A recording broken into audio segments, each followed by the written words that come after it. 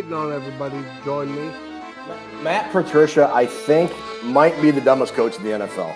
Ruby were just fucking talking about that. You call 3 timeouts to get the ball back, and then you run a quarterback sneak. What a turd! Respect the process, man. Respect the process. Well, first we got the ball back, right? We went to commercial. I told Ruby, I go, is this guy going to call 3 timeouts with a minute left? And she's all, probably. And we're sitting there discussing how fucking stupid it was. You mean, just end the misery. Unbelievable.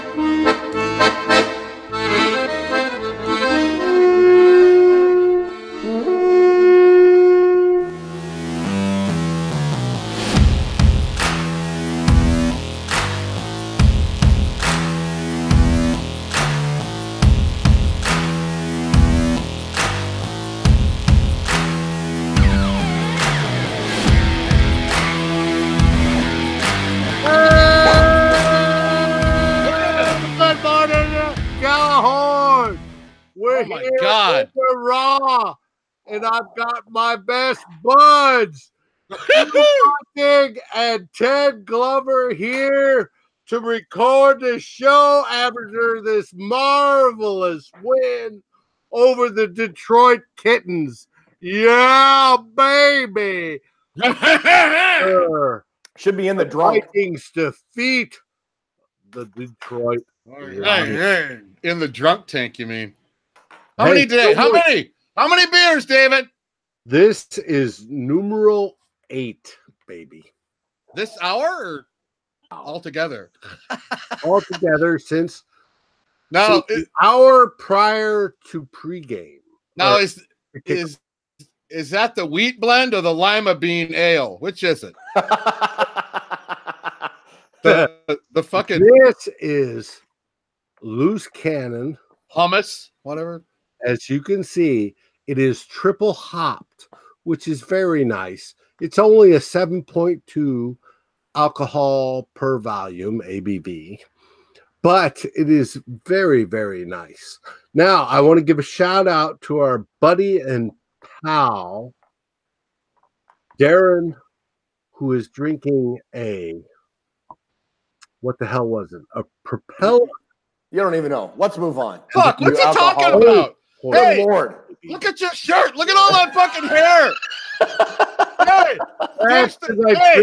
Hey, did you murder a rabbit before you got on air? What the fuck? You just take a baseball bat to a rabbit? Why is there fucking hair all over you, dude? I trimmed the beard to try to make it classic. With what? A weed whacker? Fuck. Yeah, what'd you use? A pliers? It works. Pliers? Like the Three Stooges? Off all over the place. Are you fine? No. Get some vice grips in there, did you? Yeah, do it.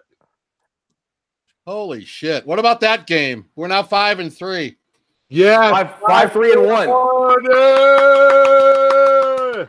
We closed it out. That was a big game. Took care of the juggernaut that is the Lions. Yeah.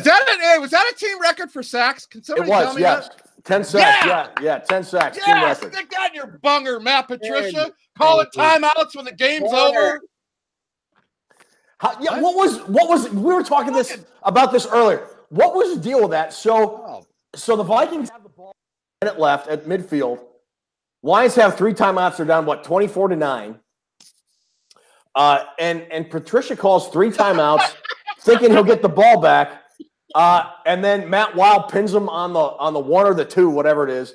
And then with no timeouts left, instead of, at least trying, he gives up. And he does Stafford. He does like the Minnesota Vikings did last week before halftime. Just runs Matt Stafford up the middle. Let's go to the locker room. We'll call it a game. Ridiculous. Ridiculous.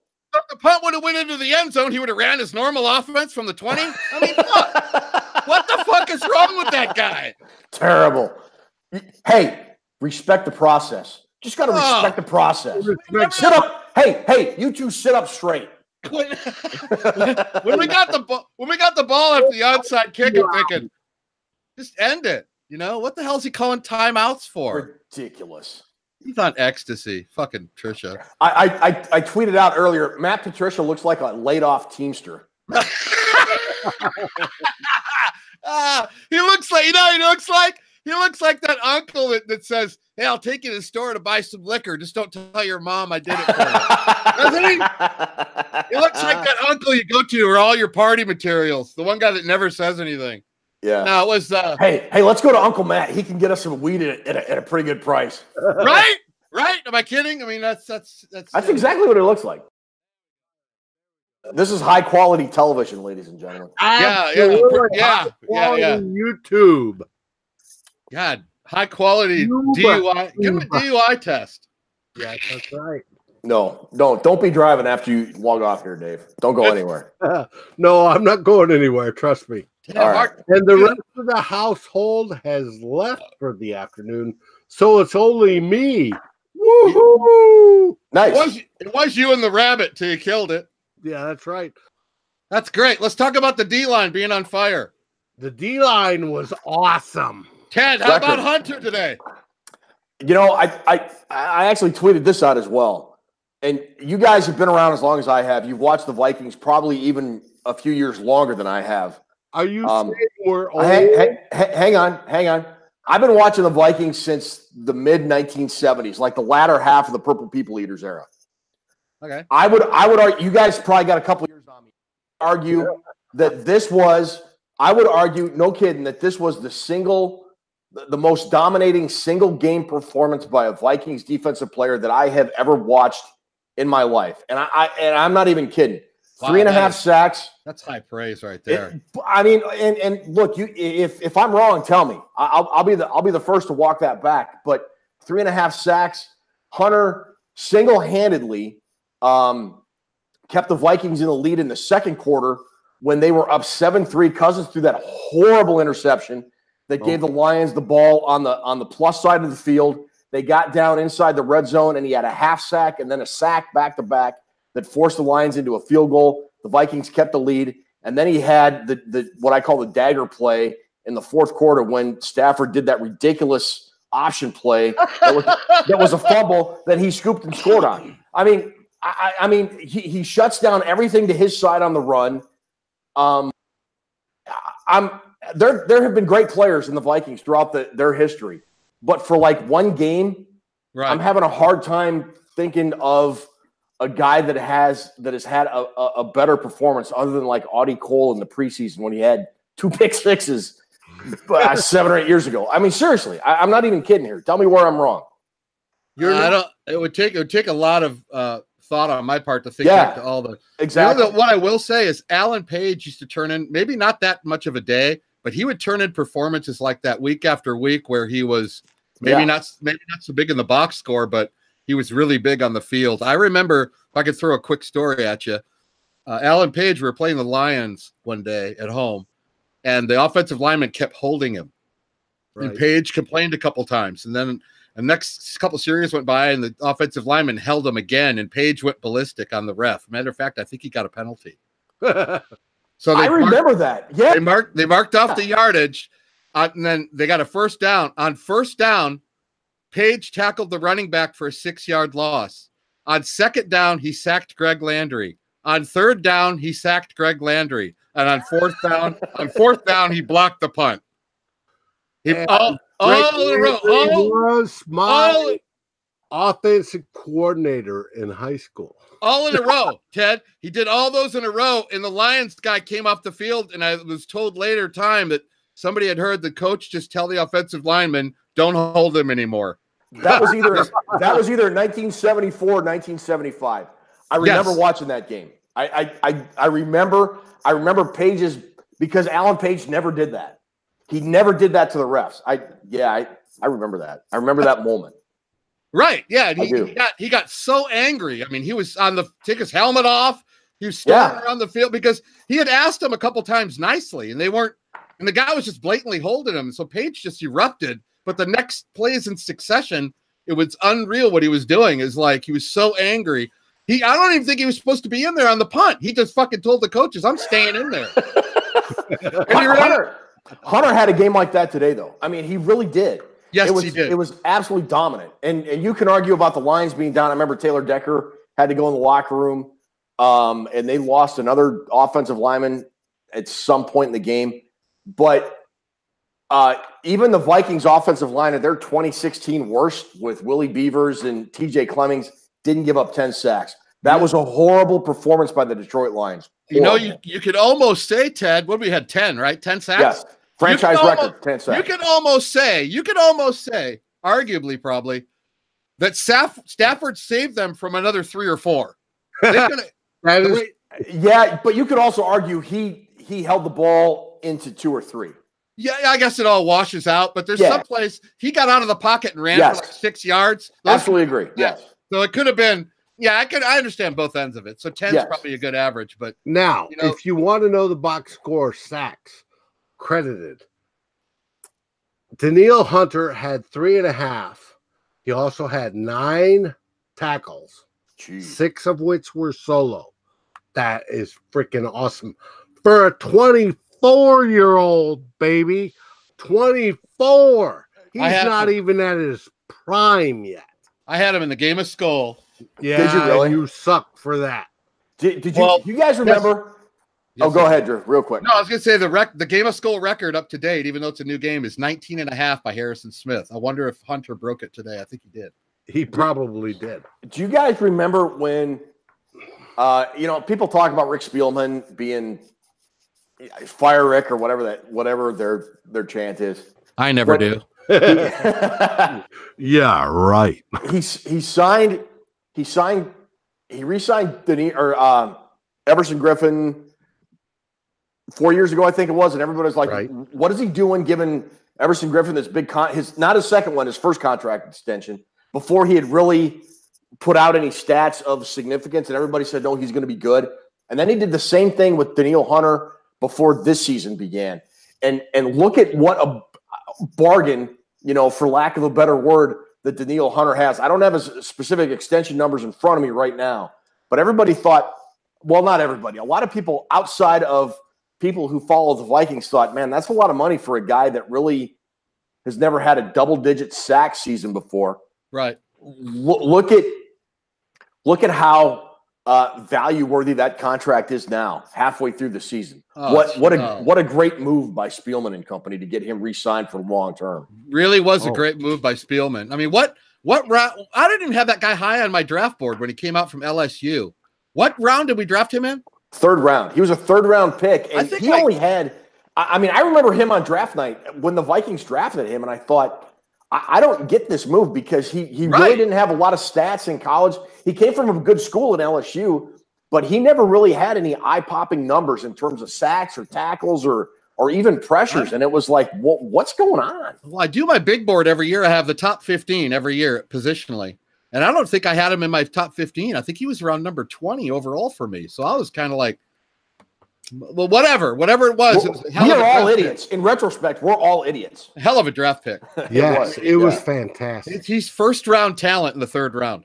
Yeah. He's a first-round draft pick. I'm very happy with that. Good job, Rick Spielman. I'm always giving Rick Spielman credit. Yeah, sure you are. I love that Rick Spielman. He should be general manager of the year. That's what I vote for. Well, Danielle Hunter had 9 total tackles, right? Solo for 6, right? 3.5 sacks. Damn. Did he have any other beat that? Did he have any other tackles for loss besides the sacks, Dave? Tackles for loss 3. Holy shit. Okay. What a day. Ted, you know what? I'm going to go ahead and say it right now. Nobody's had a day like that. I think you're right. I don't think. No. I mean, Tom you'd have Johnson, to really look. Tom the Sebastian Thunderbucket. Yes, the bastard Thunderbucket. Let's the bucket. Johnson. Sebastian Thunderbucket. Yeah. Dave, had you're a 2.5 sacks and 3 for loss. He's played a lot better than I thought he would. I thought he was going to be a body when we signed him back or traded for him back or whatever. Nah, he is fucking rocked, baby. He's having a good year. Seattle fucked that up bigger than shit. Yay, Seattle! That was D-line gets a game ball today. Yeah, that was just a dumb move by Seattle, cutting him when they needed guys at other positions. I mean, all right, you want to cut a guy, don't cut Tom Johnson, who's your starting nose tackle. That just makes no sense. I'm glad the Vikings got him back because, I mean, look at – and heck, Stephen Weatherly had himself a game. He pushed. I don't think it was remember that? Decker. Yeah, I think Decker was out of the game. I could be wrong. I can't remember right off the top of my head. But he literally pushed the left tackle into Stafford for a sack and just kind of looked over the tackle and looked crossly at Matthew Stafford, who just took the sack like a man. You know what? On that play, Ted, when he pushed the tackle in Stafford just hit the ground. Yeah. Hunter ran over there and touched him, and I thought, is that going to be Hunter's sack too?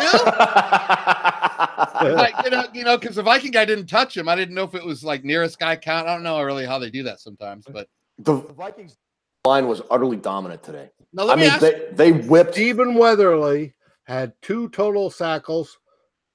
Sackles? What the fuck is a sackle? He had a sackle. That's advanced stats, ladies and gentlemen. A sackle. Isn't that? Who leads the NFL in sackles this year, Ted? Stephen Weatherly. He has 2 sackles. That's your that's your good morning Gjallarhon next generation stats. That was one of his top things at the combine. He was really good at sackling.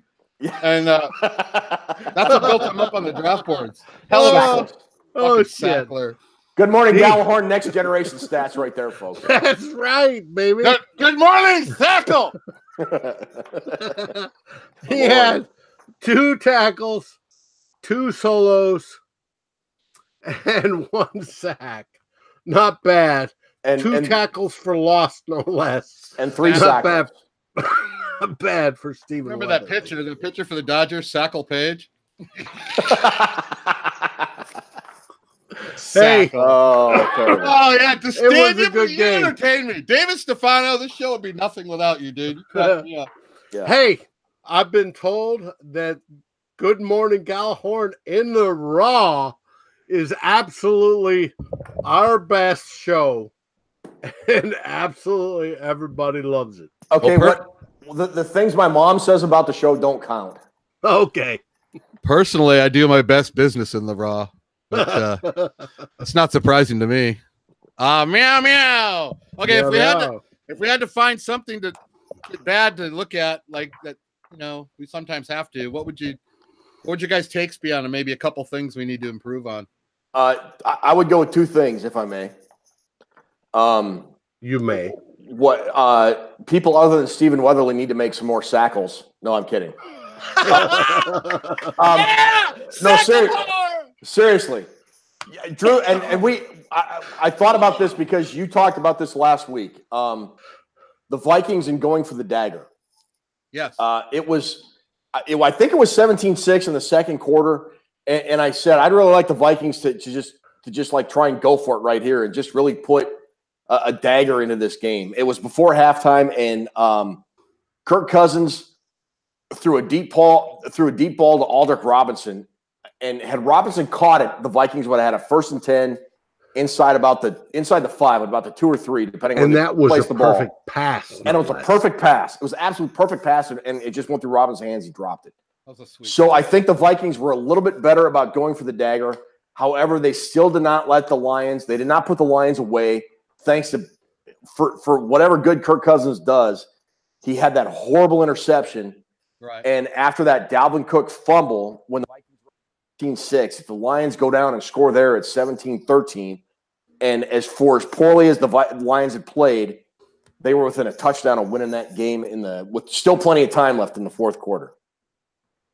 Agreed. That Robinson play, I kind of threw my head back and said that was it right there. We were about to kick their ass right out the door. Yeah. You hate seeing that, I think other than that fumble, I thought Dalvin Cook had a very good game. Nobody saw that come. I thought he was going to come in and get like 8 carries or something. I mean, for like 5 yards. When he busted that run, it didn't look like he had any physical ailments at all, did it? No, but I was worried when he was chugging that long run. I go, here we go. There goes the hammy. Gonna pull up lane with the hammy. No, he didn't though. That was good. What's weird throughout the course of the game, the Vikings run this running play, this off-tackle running play, and it seems to take like 3 seconds for it to develop in the backfield, and it really bugs the shit out of me. I don't like that. I don't like that. Oh, it should for an off-tackle. Are they doing that to let the zone blocking kind of develop, or why do they do that play? It's almost like I think it's a lot to let either Elfline or whoever the design guy is for that play to get to the second level and lay a block on the linebacker. Yeah, you know what I'm talking. Okay, yeah, okay. It seems like from the time Cousins gets the snap, he takes these long, elongated strides and then hands it to the running back. And I'm thinking, and a couple times we got stuffed on it, and it just irritates the shit out of me. Yes, but sometimes it works, I guess. So, you want to know Dalvin's stats for the day? Did he get any sackles? I don't think he didn't have 100 yards, did he? He didn't have zero tackles or 100 yards. He was 10 carries for 89 yards. Long of that run was good. 70 Good. yards. He hasn't played in 2 months, so I'm glad to see him back. Yeah, and I thought combined, the first 3 games of the year. Well, we never saw it, but because before Cook got hurt, Murray had been nursing that ankle injury last year. It was really nice to see the combination of both Murray and Cook healthy this year. Yes, it was. I mean, because Murray is a heck of a running back. They remind me in a lot of ways today of Leroy Hoard and Robert Smith back in the day. Leroy Hoard, if you need 4, I'll get you 4. If you need 7, I'll get you 4. And then Ted's on fire today. Ted's on fire today. And then Dalvin Cook with the Robert Smith type, 1 yard, 2 yards home run. I mean, I just if these guys are now we're going into the bye, they hopefully they'll both be healthy coming out of the bye. Xavier Rhodes will get another week. Who I thought, if I may digress, I thought Rhodes had a gamer of a game, even though he was banged up and working that ankle. I thought he did okay on Marvin Jones Jr. But now they can get healthy coming out of the bye with Green Bay, Chicago. Well for Rhodes. He'll did okay. I mean, how about Houghton Hill? He's not doing bad since he's been in there. No, not at all. But I just love the I don't know about thunder and lightning, but the different styles that both Murray and Dalvin Cook give the Vikings running game. They're both quality assets in running the ball in different ways. Now, we'll get into this probably in the bye week, but should we extend Murray? Yes. Bring him back. Yes. I think he's earned it. I would like, if it was me constructing the roster and the money works out, I want Cook, Murray, and Mike Boone. Where's Boone today? Boone hurt or I don't know. I don't know if he got in there inactive or what, but no, I don't remember him on the field. One of the two, Boone or the other one. Rock Thomas was hurt. Rock Thomas was hurt. Oh, okay. Yeah, I don't remember Boone on the field at all. Rushing, no. The only rushing yards were credited to Cook, Murray, Thielen, and Cousins. You know what, guys? We need to look at something overall. I think my takeaway for this game is we didn't have to win the game because of Cousins and Thielen. We won a football game where I'm sure they contributed, but it didn't have to be. They didn't have to carry them. The defense. We had other things we had going for us. We had some backups. Treadwell had a couple catches. The secondary played well. Chad Beebe had a decent game. Chad Beebe was miraculous.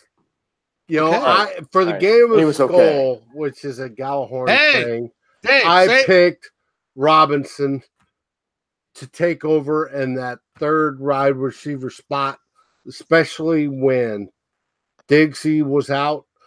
But it wasn't Robinson. It was Beebe, and he did outstanding. Say Beebe is miraculous 3 times in a row very fast.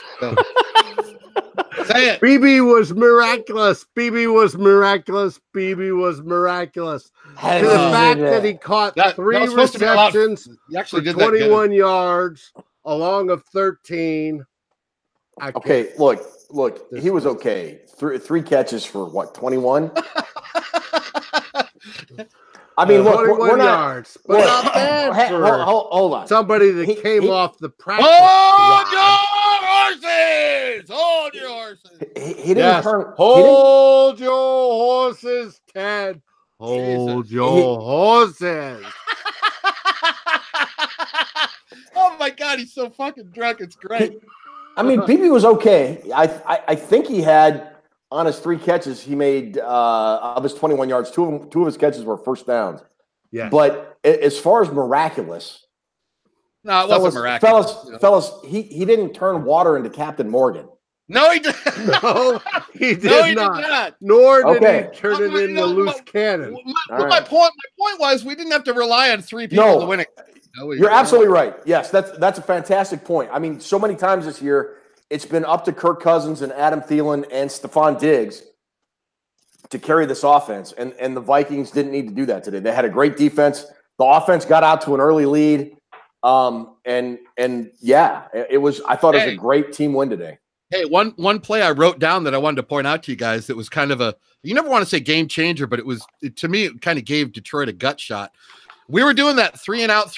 We're on kind of a bad offensive roll. And then like the next series, we had a penalty and it put us in 3rd and 10 or 3rd and 9. Wait, can I try and predict it? Yes. The Kirk, don't throw it. Great catch, Rudy. Yeah. Was that it? Was that? Yeah. High five. Internet high five. Yeah. That was it. We had that play. I was thinking that's so huge, right? Because we were about to punt it back to him again. Yep. Great play. It was. That was kind of, you get these moments in a game when they have a play when you go, that was a really good play that make the difference. Not to make the difference. That's not a good way to put it, but it helped us win the game. Hey, let me ask you guys a question. Meow, miraculous. So when Dalvin Cook fumbled that pitch, a lot of I kind of follow the game on Twitter. I don't really follow on Daily Norseman. I really don't follow on the page we're in on Facebook.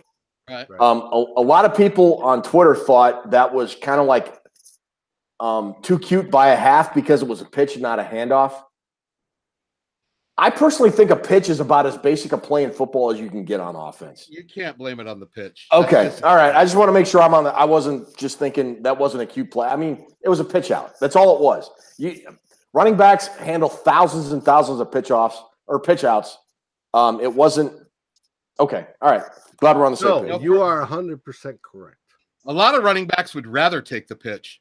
Yeah, I think so. Yeah, it's easier to handle than a handoff. Shout to Eric Dickerson. He loved the pitch out because he could just keep his eyes up. He knew, he had his kind of momentum going. It was easier for him. Yeah, having to look at the quarterback's hands coming in the hole, that he bothered him. Pitch outs. I think it was just a fluke. I wouldn't blame it on.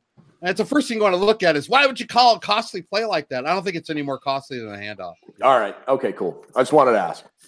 Hey, Ted, how is that Captain Morgan? Jesus, what the fuck? Were you just trying the Captain Morgan pose? I was trying. I probably failed, but I was trying. Dave Stefano is on fire. Let me tell you.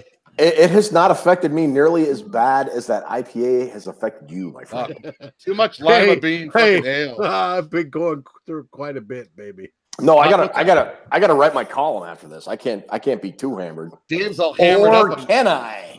You could get with Dave and start doing some shots of Brussels sprout whiskey. Not a chance. Goes with the lima bean ale, cauliflower ale. What the fuck?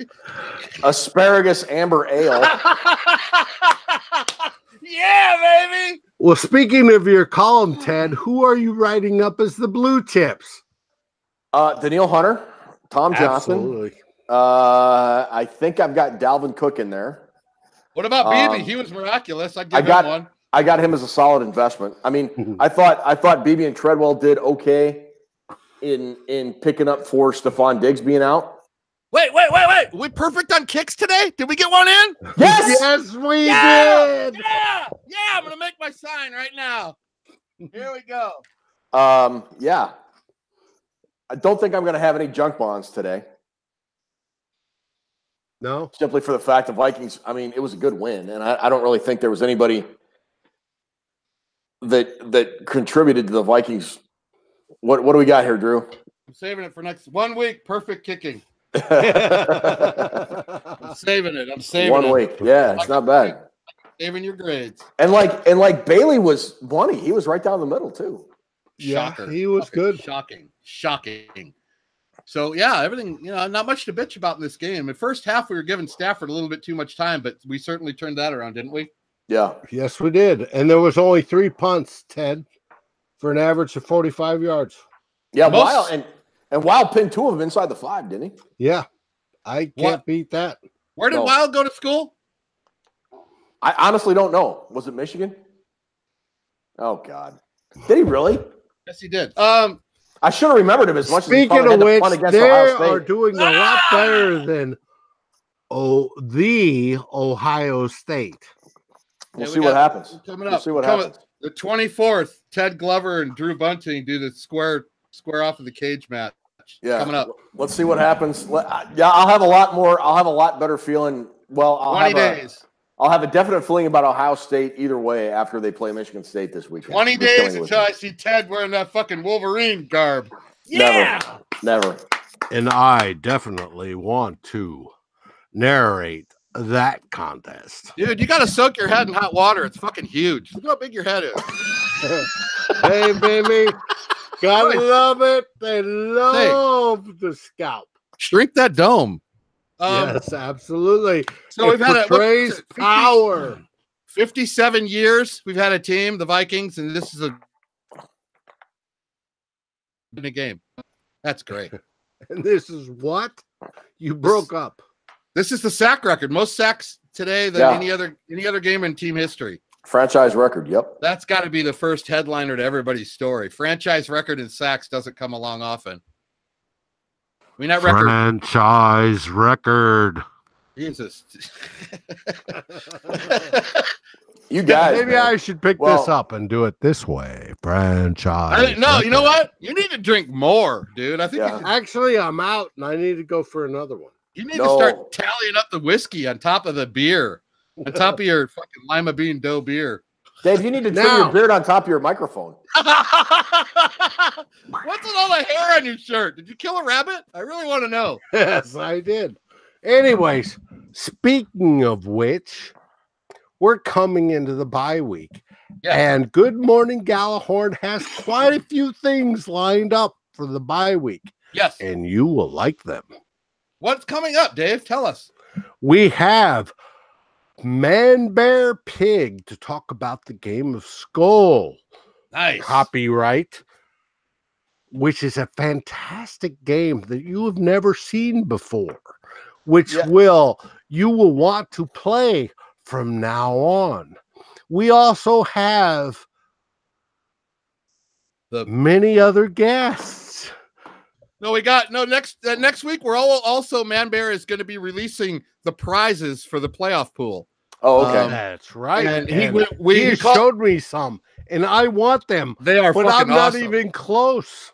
They are so awesome, but you got to listen to the show. He's not going to reveal them in the group. He's going to tell it only on the show. So, which is cool. It's going to be a great show. I can't wait for him on. He's a really good guy. He has a lot of good Viking takes. He has a lot of good opinions, and of course, he runs the Fantasy Football League and the Game of Skull. It's going to be great to hear from him. That's right. Looking forward to it. But we also have in the bye week, which we're going into, by the way, if you didn't know, we have Sackle Page. We have the Machine. Sackle Page. We have the Machine, Tony Bell with an interview, and we also have Tony Bell's going to be on the show. That's right, and we also have the one and only Realistic Randy. I've never met him, but I'm looking forward to talking to him. Absolutely, he goes off, tells it like it is.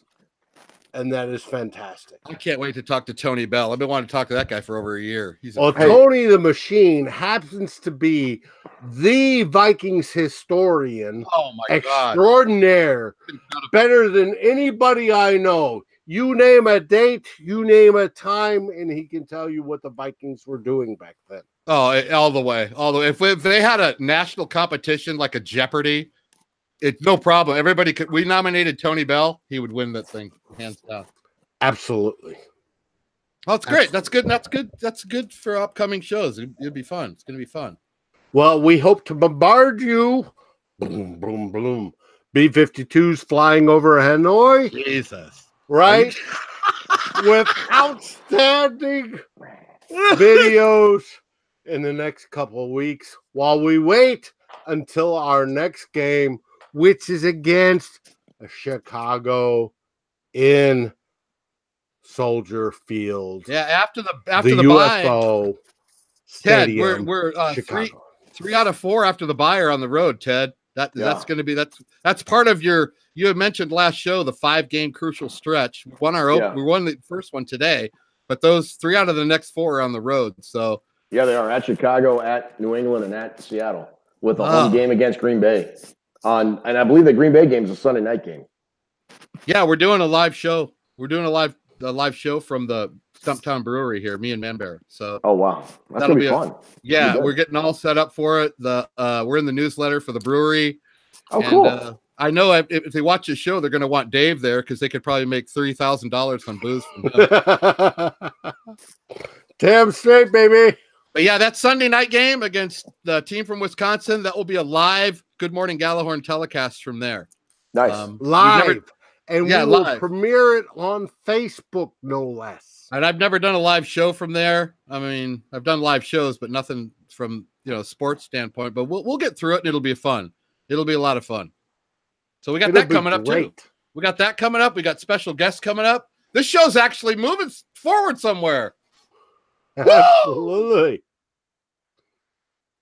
That's good. Now, with that all said, let's wrap this puppy up as we rejoice in the Vikings' victory. What do you have to say there, Drew? I say meow, meow, Viking cow. And I say Everson Griffen is Sackle Daddy. Absolutely. Ted, what do you got? Real quick, we haven't really mentioned it. Great win. I don't mean to be the buzzkill, but Vikings legend Bill Brown passed away today. That's terrible. Vikings, my dad, God rest his soul, Bill Brown was his favorite player before my dad got really sick with his dementia and all that stuff. We would sit and talk, and he would tell me, how much he used to like Bill Brown. So if you're going to pour one out tonight, pour one out for Bill Brown. Great win. Skull Vikes, glad they won on this sad day, along with Jack Patera, former defensive line coach for the Vikings during the Purple People Eater era. So great win. Looking forward to the future, but remembering our past. Thank you, Ted Glover, for bringing those up. That's a great way to end the show. Much kudos and skull to those gentlemen. So sad. Absolutely. And Skull Vikings wins. Vikings win. Yeah, hey, wait. Last thing before we go. Are Sackles anything like Cankles? Yeah! Hey, buddy. Yeah! 24-9! Sackle walk! Later, guys.